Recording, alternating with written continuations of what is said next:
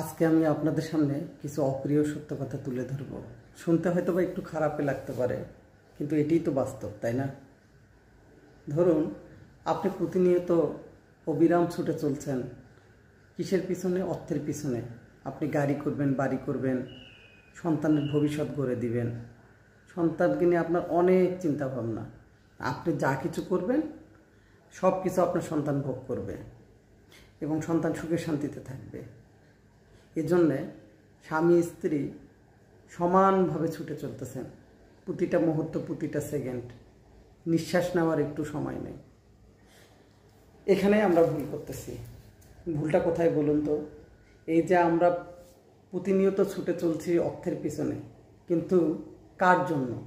কিসের আশায় আমরা ছুটে চলতেছি? আমরা ছুটে চলতেছি শুধু অর্থের পিছনে, আমাদের সন্তানের ভবিষ্যৎ গড়ে দেওয়ার জন্য।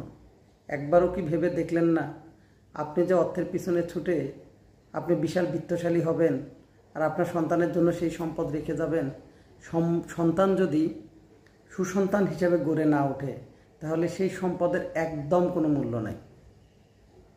সন্তান যদি প্রকৃত শিক্ষায় শিক্ষিত না হয়, ভালো মানুষ হয়ে গড়ে উঠতে না পারে, তাহলে আপনার এই সম্পদ নষ্ট করতে কয়েক সেকেন্ড সময় লাগবে।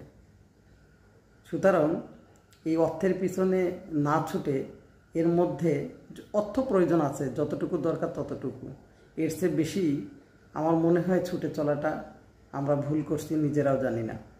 ওই সময়টা এত বেশি ছুটাছুটি না করে একটু সন্তানের পিছনে একটু মনোযোগটা একটু বাড়ান, তাদের গতিবিধি লক্ষ্য করুন, তারা কি করলে তাদের জীবনটা সুন্দরভাবে গড়ে তুলবে, তাদেরকে ভালো মানুষ হিসেবে গড়ে উঠতে সহযোগিতা করুন। একজন সুন্দর সন্তান, একজন সুসন্তান, প্রকৃত শিক্ষায় শিক্ষিত সন্তান, তার ভবিষ্যৎ সে নিজেই গড়ে নেবে, আপনাকে গড়ে দিতে হবে না। তাই অর্থের পিছনে না ছুটে সন্তানকে সময় দিন, তাকে বুঝতে শিখুন, তাকে প্রকৃতি শিক্ষায় শিক্ষিত করুন, তাকে ভালো মানুষ হিসাবে গড়ে তুলুন।